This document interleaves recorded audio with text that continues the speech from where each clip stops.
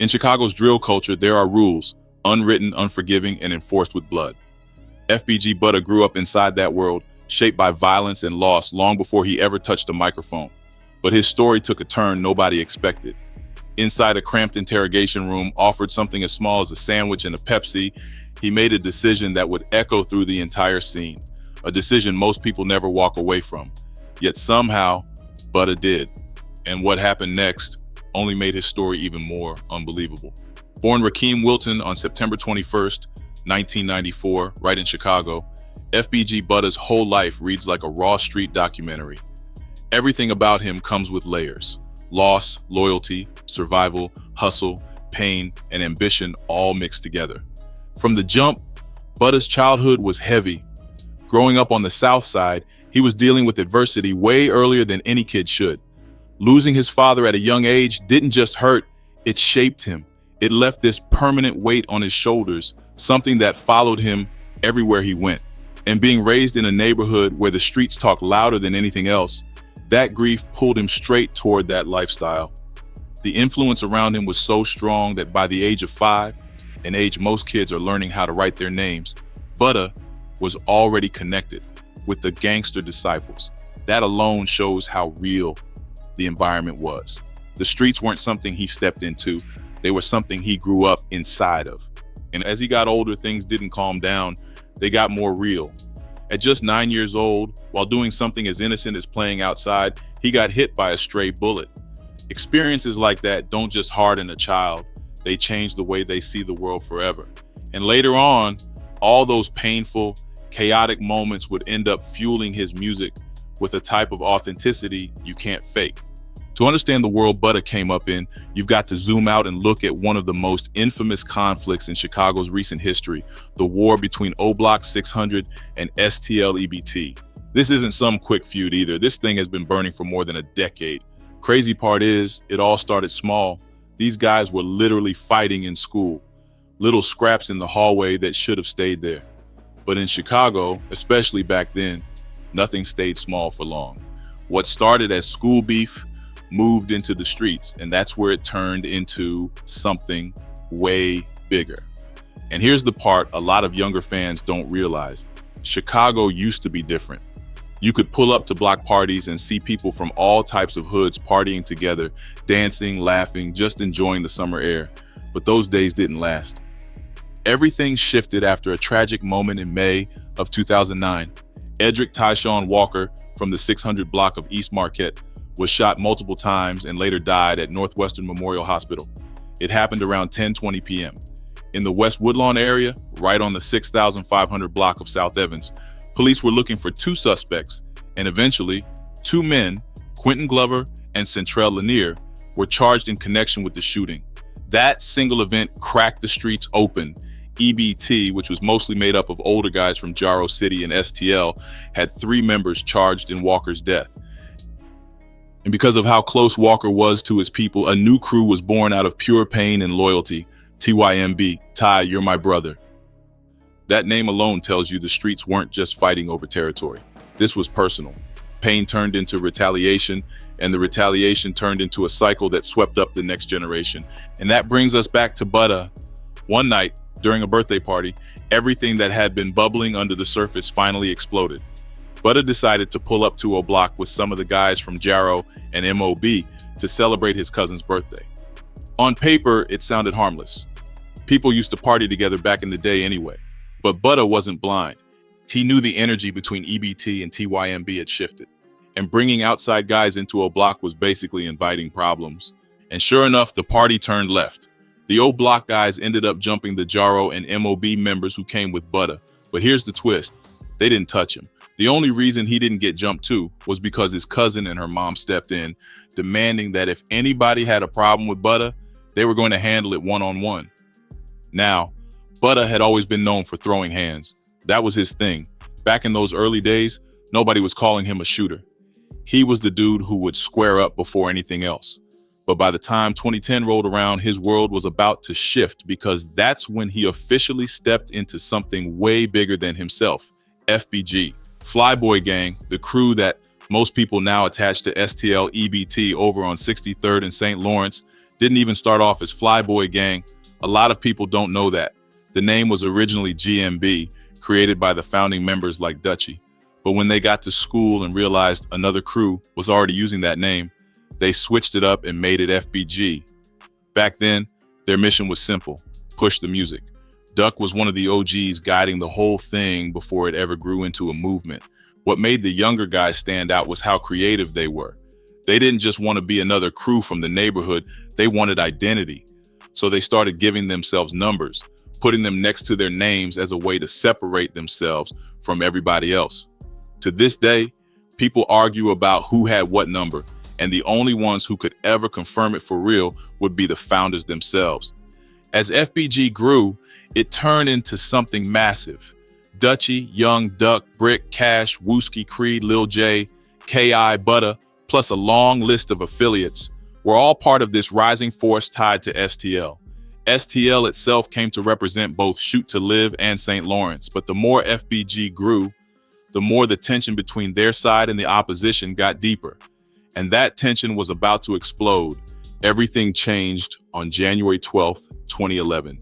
That evening around 6:48 p.m., Tuka was standing at a bus stop on the 600 block of East 63rd Street. He wasn't alone. He had two other people with him waiting for the westbound bus. Out of nowhere, a dark car pulled up. The shooter got out and walked up casually, asking if another bus was coming, almost like he was just another commuter. But then the mood flipped. The gunman walked behind the bus shelter, pulled out a silver handgun, and shot Tuka. Tuka tried to move toward a trash can, but the shooter kept firing. 3 more shots to the back. By the time the ambulance got there, Tuka was gone. Just a teenager, a 10th grader at Phillips Academy, taken right there at the bus stop. Police said it was gang-related almost immediately.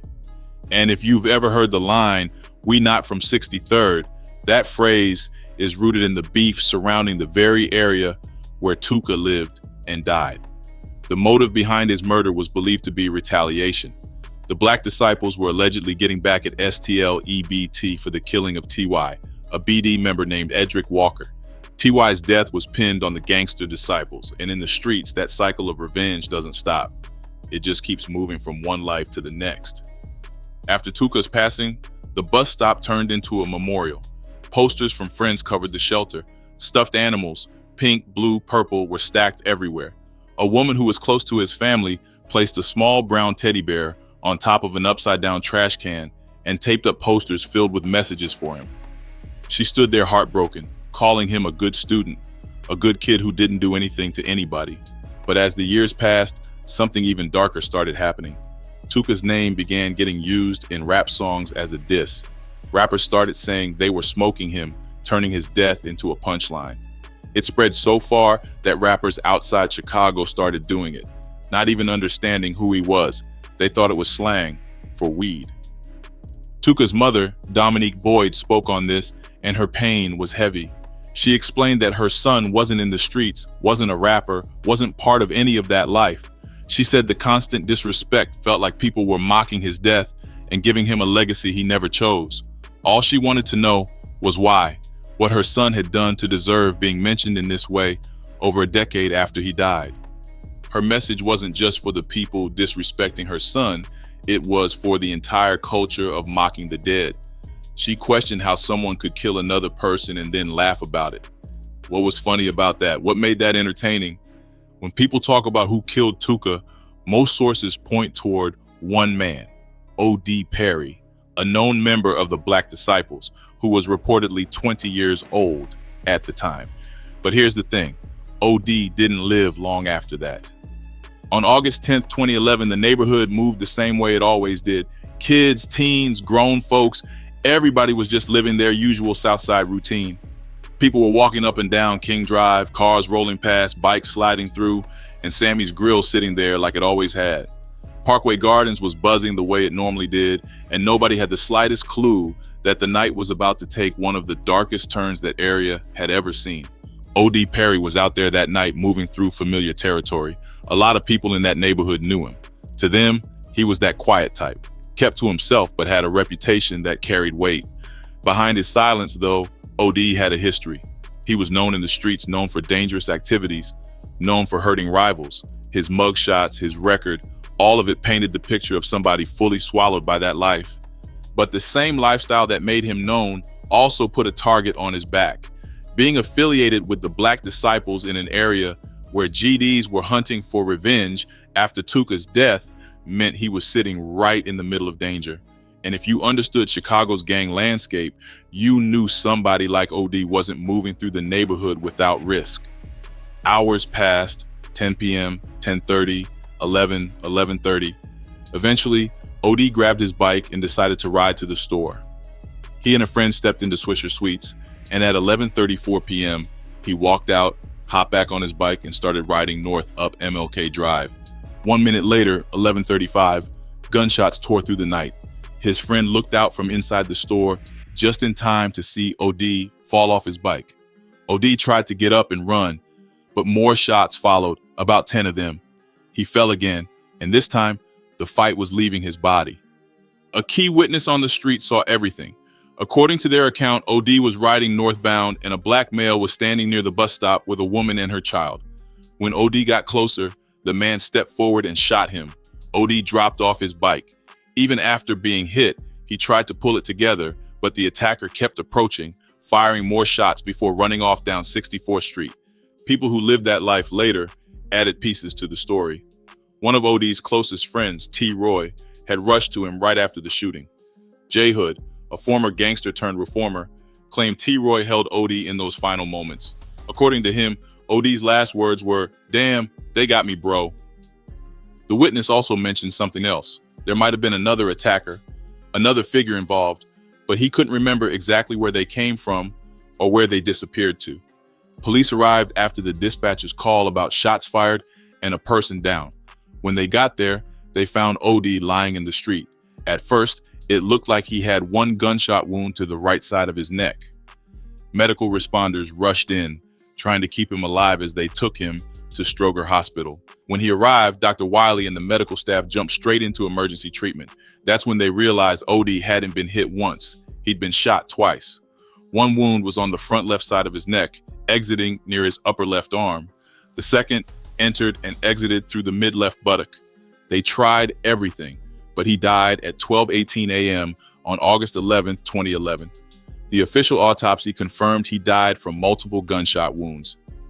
OD's death shook the entire community.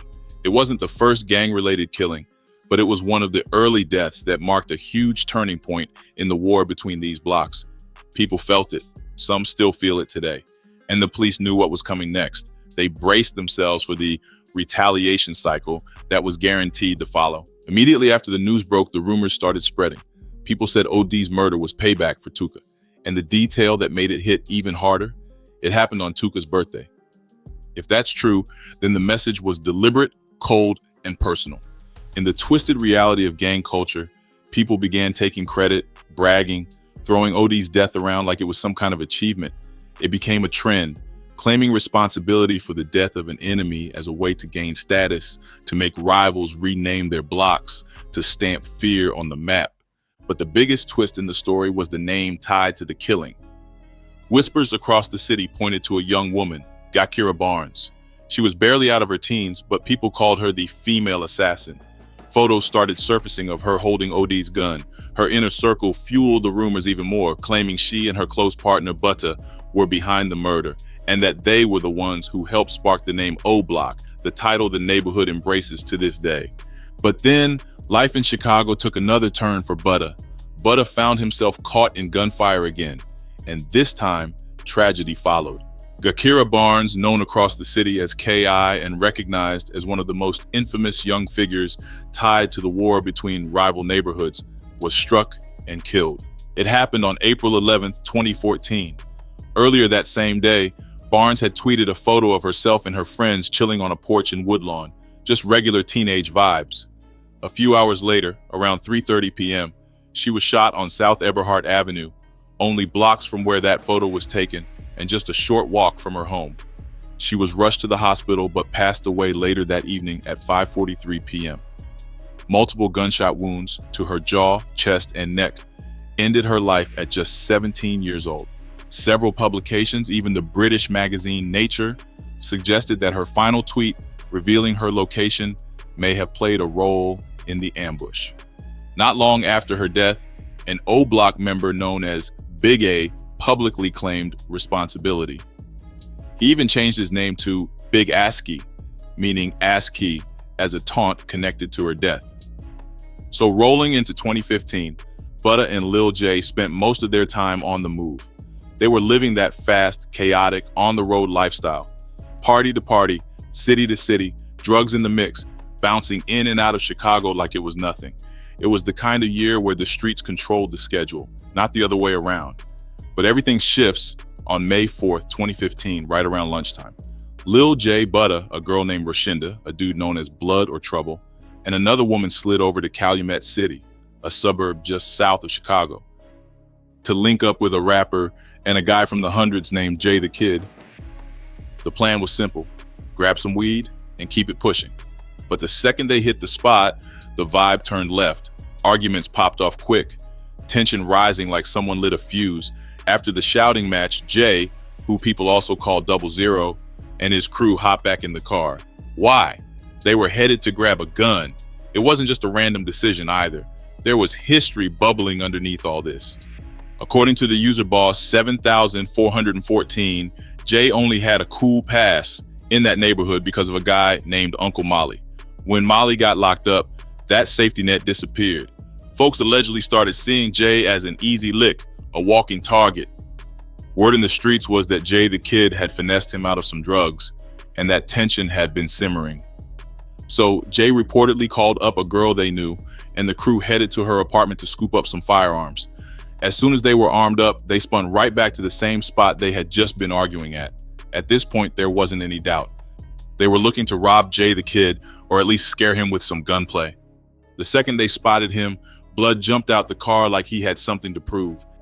He fired down a gangway, hitting Jay the Kid 5 times. But Jay the Kid wasn't going out easy. He fired back in self-defense, hitting Blood several times too. Chaos broke out instantly. Right after the shots rang out, the 2 women in the car jumped out.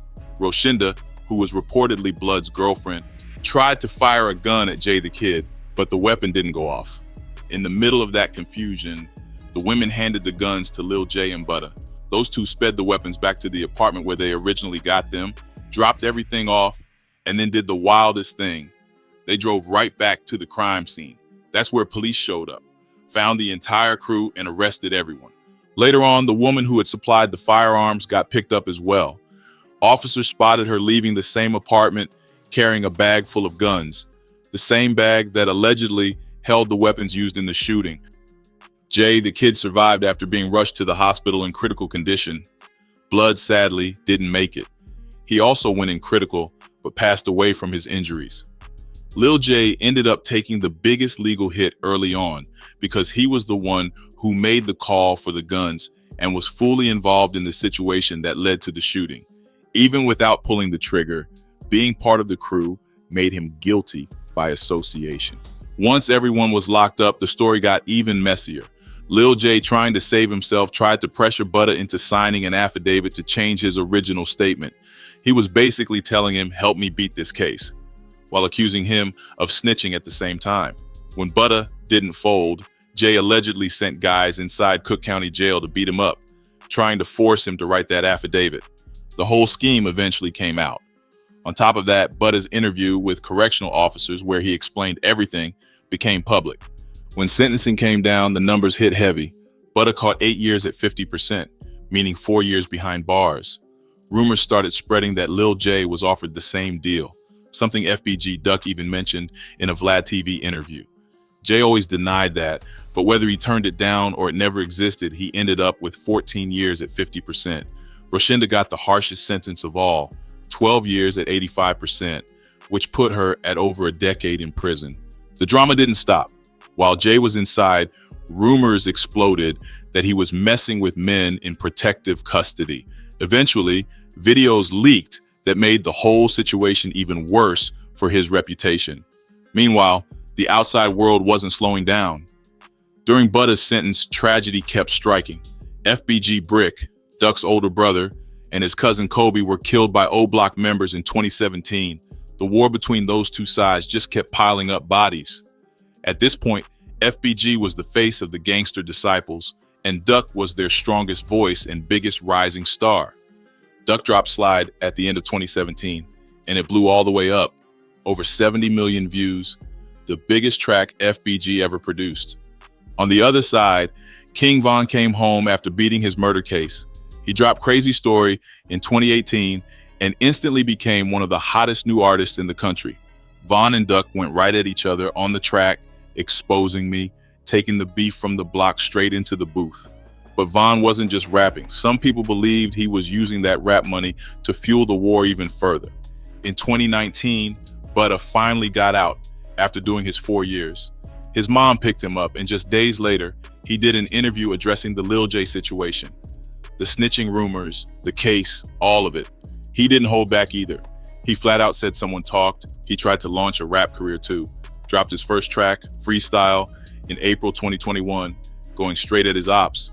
But trouble found him again quick. He got locked up for having a 10mm Glock with a switch while still on parole. Less than 2 years out, and he was already back in another mess. On top of that, he had responsibilities. 3 kids, 2 with Duck's sister, and another with a woman named Destiny Anderson. Meanwhile, the tension between Von and Duck hit a boiling point. Duck had recently tried to show love to Chicago legends, but Von wasn't trying to hear it. He spent early 2020 dissing dead members of 63rd and even dropped shots at Duck in Tuka to the O. Duck fired back with Dead Bitches, one of the most disrespectful diss tracks Chicago has ever heard. He dropped it on July 10th, 2020. Less than a month later, the unthinkable happened. On August 4th, 2020, Duck was out shopping with his girlfriend in the Gold Coast, looking for a birthday gift for his son. The middle of the afternoon, sunny day, upscale neighborhood. Out of nowhere, a silver Chrysler 300 and a black Ford Fusion pulled up. From the Fusion, 2 shooters jumped out and lit up the block. Duck and another person tried to use his girlfriend's car for cover. Then, 2 more shooters hopped out of the Chrysler.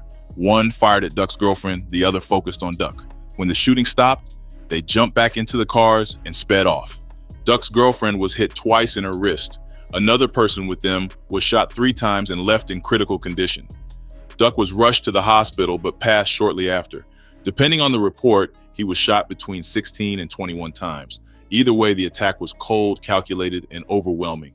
Police locked the whole area down. Surveillance footage became their lifeline as they tried to track the shooters.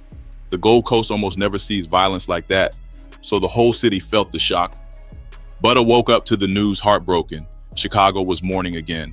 And painfully, just 3 months later, King Von would be killed in Atlanta, closing another bloody chapter in a story that already had too many names lost to the streets.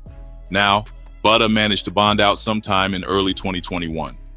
Once he touched the streets again, they put him straight on house arrest while his case was still pending. But right away, things got strange. Even though he somehow picked up a brand new gun charge, and this wasn't just any gun, it reportedly had a switch on it. He insisted his bond was never revoked. A switch is a federal nightmare, so seeing him still out had everybody raising their eyebrows, and instead of laying low, he jumped on live streams laughing about the whole King Von situation and even dropped a couple new tracks like nothing was happening. Then life hit him with something nobody saw coming. In 2021, Butta lost the mother of his child, Destiny, after she took a fake pill that turned out to be fatal. That tragedy stayed heavy in the background while his legal situation got worse. He kept violating house arrest, and by the end of the year, he was back behind bars. Through 2022, it felt like a revolving door, in and out of custody, nonstop. Meanwhile, April 2022 came around like a bombshell moment. After 7 long years, Lil J came home. He didn't waste a second. His first song back, First Day Clout, was pure chaos. He dissed practically everybody, but he put extra energy into going at FBG Butta. A few days later, he hit Say Cheese TV, and the clip that went viral was the now infamous line saying, "Butta told on him for an Italian beef and a Pepsi." Just that title alone had social media on fire. That moment flipped everything for Butta. Overnight, his name went from being known around 63rd to being mentioned on the same level as major drill artists. About a month after Lil J's interview, Butta hopped on the Camp Capone show to speak his piece. And he dropped a bomb of his own. He admitted he talked to police. He said he told officers that he and Lil J were both at the scene and witnessed the shooting. That kind of statement can easily be used to help pin a felony murder charge on Lil J. Still, Butta pushed back hard against the word snitch. He claimed Lil J was trying to put the spotlight on him because Jay was getting exposed for being the G word after a transgender person named Red Montana came forward claiming a long-term relationship. Then came August 2023. Another moment that went viral for all the wrong reasons. A video surfaced showing police arresting Butta while his child was right there watching. The clip was gut-wrenching. You could hear him repeatedly ask officers what he did wrong. The officers didn't give a straight answer, instead asking if he had another place to stay. That alone made the whole situation feel even more confusing. And when he pointed out that this was happening in front of his child, his voice cracked with real pain. To this day, the exact cause of that arrest still isn't completely clear, but the footage made it obvious that whatever happened caught him totally off guard. Fast forward to November 2023, Lil J sat down with Cam Capone News to address a different rumor. The claim Butta made saying Jay was romantically involved with Mama Duck, the mother of FBG Duck. Jay shut that all the way down. He said he hadn't been around Butta in ages and made it clear his relationship with Mama Duck was respectful and nothing more. He refused to go deeper because the trial for Duck's murder was still ongoing, and he felt it was disrespectful to even entertain gossip about her while she was grieving and dealing with the case. That trial, by the way, turned into a full-blown circus. It spilled way beyond the courthouse walls and took over YouTube, rap blogs, and social media. Millions of eyes were glued to anything coming from that courtroom. At the center of it all was the deep war between O-Block and Tukaville, the same war that shaped so much of Chicago drill culture. Two major figures took the stand, Martell Trench's News Wiley and Rakeem FBG Butta Wilton. Their testimonies were unpredictable. Emotional outbursts 1 minute, jokes the next, like they were half testifying, half performing. Butta told the court he had a child with Duck's sister and was close to Duck himself. But the part that shook everyone came when he talked about the 2014 murder of his own sister, Gakira Barnes. He admitted in open court that King Von stood over her and shot her repeatedly. That was huge, especially because for years, he publicly denied it to keep the no-snitch rule intact. He explained why he stayed quiet all that time in a single chilling line. As long as Von was alive, he wasn't saying a word. It was only after Von was killed that he felt safe enough to tell the truth. Then came September 5th, 2024. Early morning, around 5 a.m., car headlights off, swerving all over the lane. A Hinsdale officer lit the sirens and tried to pull over a Jeep Patriot with Ohio plates. The driver, Butta, who was already out on bond waiting for trial on another gun arrest. Instead of stopping, the Jeep kept going. It eventually hit a raised curb near the railroad tracks and crashed. Body cam footage from WGN Investigates shows the whole chase, him speeding through quiet suburban streets before losing control and slamming into an embankment. Right after the crash, he jumped out and ran, but didn't make it far. Police caught him about 50 feet from the Jeep. During the chase, officers say he threw something out the window. That object turned out to be a loaded .380 Smith & Wesson M&P bodyguard with 5 rounds in the mag. Then, when they checked the Jeep, they found a second gun, a .40 caliber Springfield XD-40 with 1 in the chamber. Court records painted the rest of the picture. Butta had been hit with aggravated, unlawful use of a weapon 3 different times. One case got dropped because evidence was suppressed, but he did get convicted back in 2013 and did a year in prison for that one. After his arrest in March 2024, prosecutors pushed hard for him to be detained, but the judge, Tyria Walton, released him with conditions instead. DuPage County State's Attorney Robert Berlin didn't hide his frustration. He said Butta's record meant he legally lost the right to have a firearm, period. Then he broke down exactly why this case made him angry. Butta, a convicted felon, allegedly had 2 loaded guns in a quiet neighborhood near 2 elementary schools, ran from police in a car and on foot, and had open alcohol in the vehicle. Berlin called it unacceptable and said DuPage County wouldn't tolerate it. He also stressed how lucky it was that no innocent person got hurt. Police Chief King echoed that, thanking Berlin's office for taking these kinds of gun cases seriously and applauding the officers for being alert enough to stop the situation before it turned into something worse. And the final outcome? The charges he's facing now are heavy. If he gets convicted, he could be looking at up to 30 years behind bars.